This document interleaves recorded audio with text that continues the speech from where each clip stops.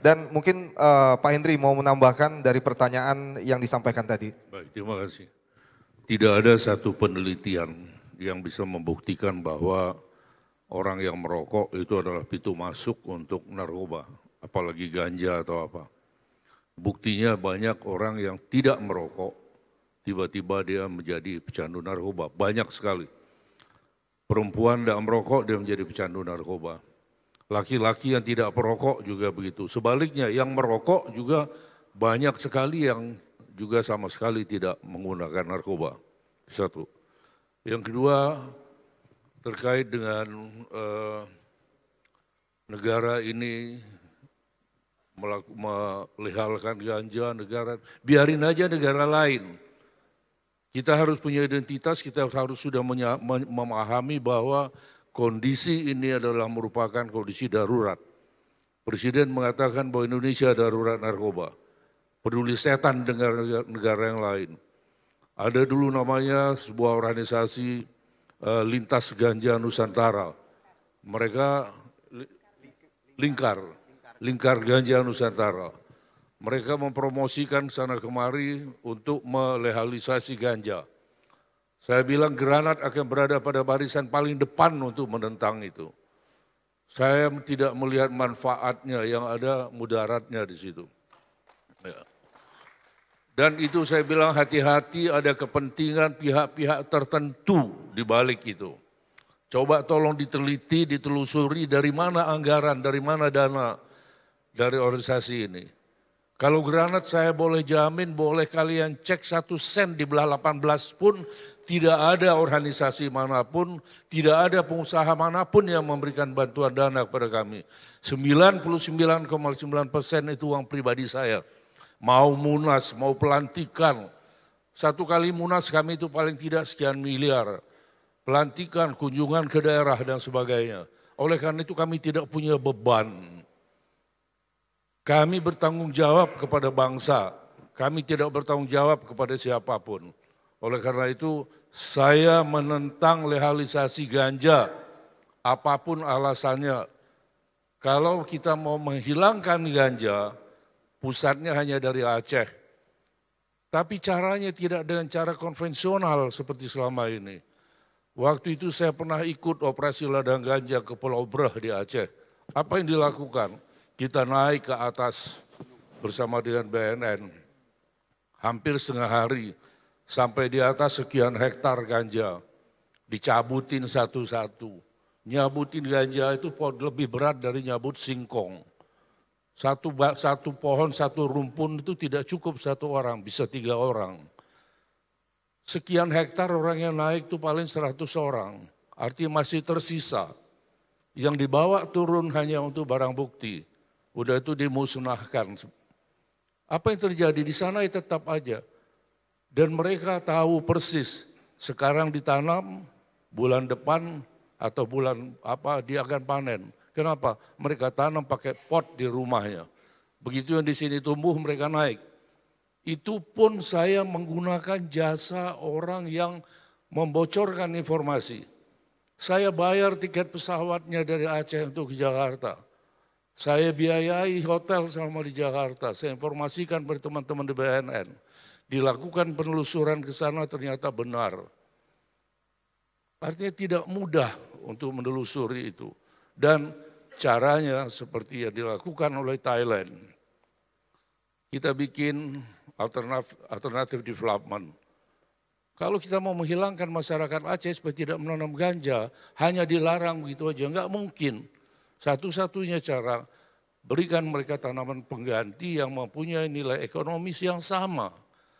Kalau tidak bisa lebih tinggi dari ganja nilainya. Nah selagi tidak ada, mereka terus akan menanam itu karena nilainya tinggi. Selama ini sebelum ada perjanjian Helsinki, waktu itu tukar-menukar dengan senjata di Sabang, di Pelabuhan Sabang. Jadi ganja diturunkan, senjata naik. Apa yang mau terjadi kalau kita diam? Kemudian kita membiarkan ladang ganja, kemudian dimusnahkan dengan cara yang konvensional. Kalau memang mau bekerja sama dengan IPB, dengan siapa? Mungkin pakai helikopter dari atas, disiram dengan menggunakan sebuah zat yang bisa hanya mati ganjanya aja. Kalau dibakar akan terjadi kebakaran hutan. Kalau dicabut, siapa yang bisa nyabut? Kalau mau disemprot semua, cari satu zat, satu jenis yang hanya bisa mematikan ganja saja. Seperti apa, irolang atau prolang apa istilahnya. Kalau disemprotkan dia hanya alang-alang aja yang mati, yang lain tidak. Terima kasih, itu tambahan dari saya. Baik, terima kasih. Sebelum nanti kita ke pertanyaan yang lain, karena waktu kita singkat, saya ingin mendengarkan dulu, kita berikan kesempatan untuk memberikan testimoni kepada Kepala Desa Air Mesu, Bangka Tengah, terkait dengan bagaimana progres dari pelaksanaan Kampung Tangguh Anti Narkoba, begitu ya. Kami berikan kesempatan kepada Bapak Kades Air Mesu Bangka Tengah. Silakan, Pak.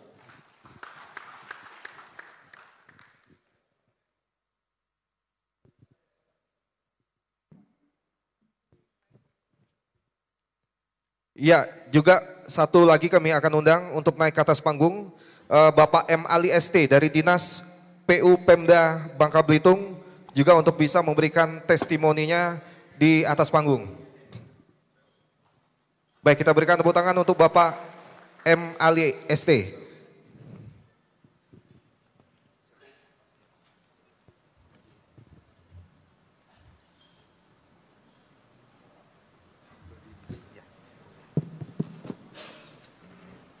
Bismillahirrahmanirrahim. Assalamualaikum warahmatullahi wabarakatuh. Alhamdulillahirabbil alamin. Allahumma shalli ala sayyidina Muhammadin al-fatih lima uhlik wal khatimi lima sabaqa. Naziril haqqi bil haqqi wal hadi ila siratikal mustaqim wa ala alihi haqqi qadrihi miqdaril azim amma ba'. Yang saya hormati Pak Kapolda beserta seluruh jajarannya. Yang saya hormati seluruh narasumber dan seluruh undangan yang hadir pada hari ini, yang mohon maaf tidak bisa saya sebutkan satu persatu. Bersyukur kepada Allah karena satu kata narkoba pada hari ini saya bisa berdiri di sini.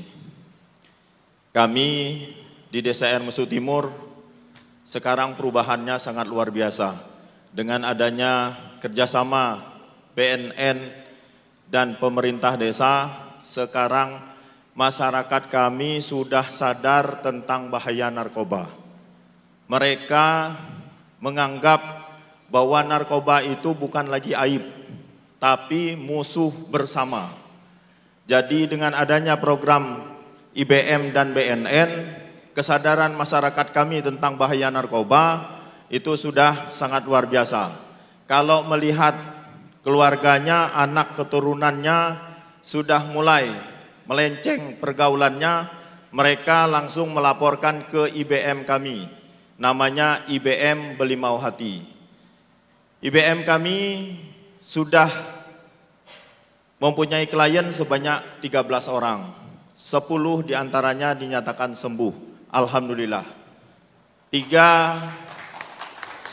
pindah jiwa dan 2-nya DO karena tertangkap. Di dalam undangan ini juga ada klien kami namanya Sastra. Beliau ini latar belakangnya keluarganya hancur. Istri meninggalkan dia, anaknya juga tidak terurus. Datang ke kami, beliau ini dalam kondisi sudah halusinasi tingkat tinggi. Saya merekam secara diam-diam beliau datang ke tempat saya. Ceritanya sudah tentang bidadari, tentang malaikat. Tolong berdiri dulu Pak Sastra, biar tahu. Tentang malaikat, tentang bidadari. Tapi diam-diam saya rekam, kemudian saya kirim ke Bu Indri, psikologi kami dari BNK Kota Pangkal Pinang. Beliau menyampaikan, Pak, beliau ini sudah mengarah kepada ODGJ. Kemudian dari IBM kami langsung minta rujukan ke puskesmas, diberikan obat, rawat jalan, obat sakitnya. Alhamdulillah sekarang 100% beliau dinyatakan sembuh total. Saya juga berterima kasih yang sangat luar biasa kepada Pak Mutakin.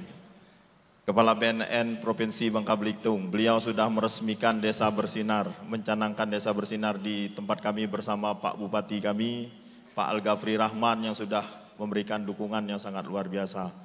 Saya bersyukur kita jangan pernah takut melawan narkoba. Kalau kita takut, desa kita tidak jadi apalah. Generasi kita hancur lebur, apalagi geografis daerah kita mudah cari uang. Pagi pemuda kita jalan ngelimbang dapat 2 kilo, sore dia sudah nyedot narkoba.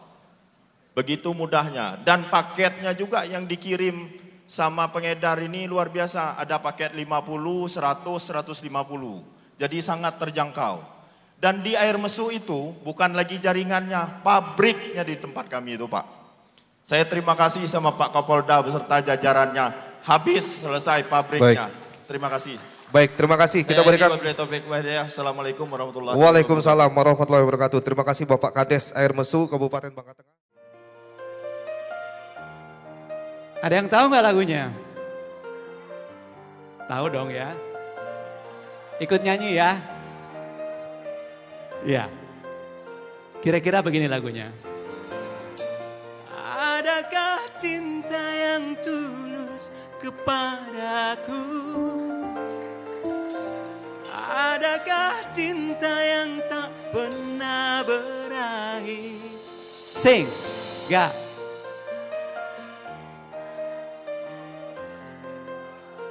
Selalu ada, tak pernah berakhir. Selalu sing. Sounds good. Bersandar di pelukmu, menatap di matamu. Apakah kau ragu padaku? Kini aku ragu padamu. Oh, adakah cinta yang tulus kepadaku? Adakah cinta yang tak pernah berakhir? Adakah cinta yang tulus kepadaku? Adakah cinta yang tak pernah berakhir? Selalu untuk selamanya. Terima kasih. Termenung di keningmu, oh, oh, basah di matamu.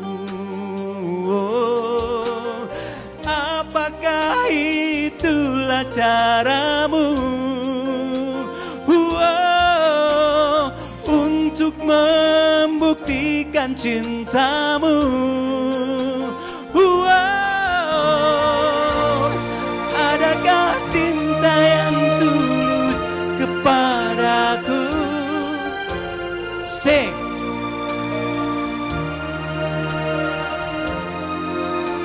Terima kasih. Adakah cinta yang tulus kepadaku? Adakah cinta yang tak pernah berakhir? Selalu untuk selamanya.